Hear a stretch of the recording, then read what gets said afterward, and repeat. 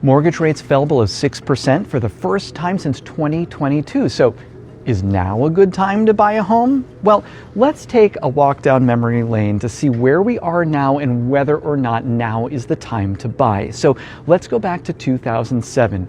America was in a housing crisis and we stopped building homes in this country. Now, remember your Econ 101, supply and demand are the two factors that influence prices, and if you don't have supply, then that means that prices are going to start to go up and homes became unaffordable.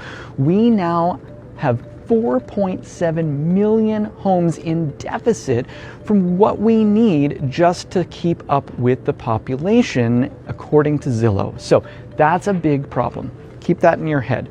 Now we go ahead to the pandemic. 2020 happened, and that meant that rates fell all the way to zero. Mortgage rates followed the Fed, and now we had rates of about 3% for a lot of folks who got locked into those ultra low rates. Then you go forward just a couple years later, the inflation crisis happened. Rates went way high, 7%, 8% for some folks.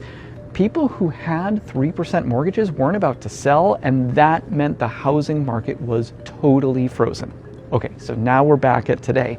Mortgage rates have fallen about a percentage point over the past year, and that might not sound like much, but that's actually unlocked $30,000 of spending power for a middle-income household who can now afford about a $330,000 house, according to Zillow.